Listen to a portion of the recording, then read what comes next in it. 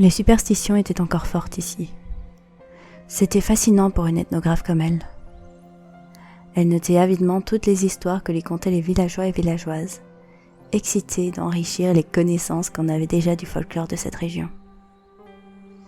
Il y avait d'ailleurs une histoire qui persistait dans tout le village, celle d'un esprit maléfique qui attaquait les personnes qui sortaient seules la nuit.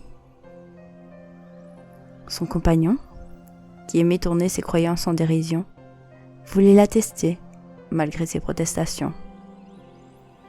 Après moult tentatives infructueuses pour l'en dissuader, elle abandonna. L'homme sortit donc se promener, une lampe torche à la main. Même s'il ne croyait pas dans toutes ces superstitions, il devait quand même se protéger des attaques potentielles de prédateurs. Alors, il avait aussi une arme sur lui.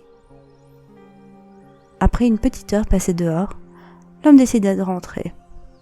Il était seul, et rien ne s'était passé. La preuve que les histoires d'esprits mauvais n'étaient que ça, des histoires. Il se trouvait près du village quand il entendit un bruit étrange dans les arbres. Il se retourna et, tout à coup, une créature volante gigantesque fondit sur lui. Il hurla et se mit à courir pour lui échapper. Paniqué, il s'engouffra dans la première maison venue, surprenant la vieille femme qui y vivait. Il attendit longtemps, tremblant, avant de braver à nouveau l'extérieur. Cette fois, il scruta le ciel pour un signe de cette chose. Il respira profondément pour se donner du courage, s'excusa une dernière fois auprès de la villageoise et reprit le chemin de la maison où il logeait.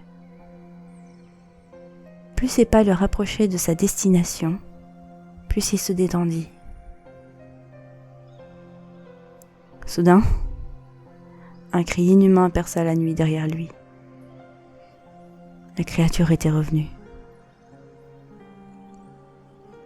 Cette fois, il n'eut pas le temps de fuir.